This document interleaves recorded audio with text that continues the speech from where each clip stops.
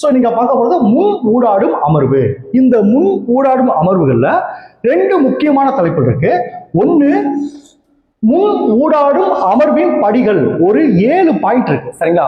முன் ஊடாடும் அமர்வின் படிகள், அதாவது அந்த குழு கலந்துரையாடல் நடக்கிறதுக்கு முன்னாடி ஒரு 7 படிநிலைகளை நம்ம தயார் பண்ணிக்கிறோம் அப்படின்னு சொல்றாங்க.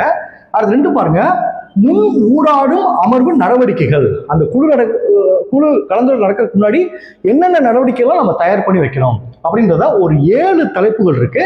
அந்த 7 தலைப்புகளுக்குள்ளேயும் உங்களுக்கு என்னென்ன விஷயம் வரும் எல்லாமே நான் சொல்றேன், சரிங்களா?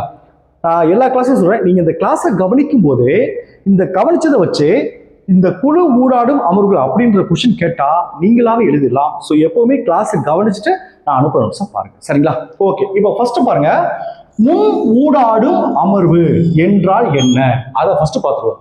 முன் ஊடாடும் அமர்வு என்றால் என்ன? இப்போ பாருங்க, முன் ஊடாடும் அமர்வு பாருங்க, குழு ஊடாடும் அமர்வு வெவ்வேறு கட்டத்துல அந்த 3 கட்டங்கள் இருக்கு நான் சொல்ல பார்த்தீங்களா? அதுல ஃபர்ஸ்ட் ஒண்ணு முன் ஊடாடும் அமர்வு. இந்த முன் ஊடாடும் அமர்வு என்றால் என்ன அப்படின்னு பாத்தீங்கன்னா, குழுவாக சேர்ந்து ஒரு செயலில் இறங்குவதற்கு முன்னால், பாத்தீங்களா, ஒரு குழுவாக சேர்ந்து அந்த செயல்ல இறங்குறதுக்கு முன்னாடி நான் சொல்ல பாத்தீங்களா, அந்த குழு கலந்துரையாடல் நடக்கிறதுக்கு முன்னாடி அப்படின்னு சொல்ல பாத்தீங்கன்னா அர்த்தம் சொல்றாங்க. குழுவாக சேர்ந்து ஒரு செயலில் இறங்குவதற்கு முன்னால் அந்த குழு செய்யும் முன்னேற்பாடுகளும், பாத்தீங்களா, அந்த குழு கலந்துரையாடலுக்கு முன்னாடி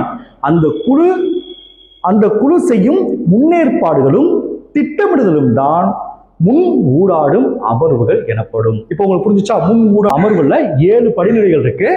1 தனி முன்னுரிமையாக ஒழுக்குதல், 2 தலைப்புகளின் ஒதுக்கீடு, 3 வழிகாட்டுதல் மற்றும் ஊக்கப்படுத்துதல், 4 இருக்கை ஏற்பாடுகளை செய்தல், 5 மாணவர்கள் நோக்குநிலை, 6 எழுதுதல் சுழற்சி, 7 ஆசிரியர் செயல் விளக்கம். இதுதான் முன் ஊடாடும் படிகள்.